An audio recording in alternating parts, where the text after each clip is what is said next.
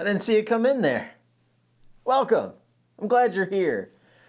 Today I'd like to go over with you details and my struggle with them.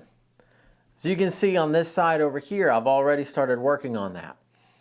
What I come to find out is that sculpting perfectly round cylinders in clay is outside of my skill set. So I found a little trick to help myself right along. I'm going to be taking this dowel rod and trimming it into little sections to place into the actual ribs of this sculpture. And here you can see I already did it. I wanted to make sure I could do it before I show you how I did it. Because like I said, I'm just making this up as I go along. Now, one thing about using this is it is wood.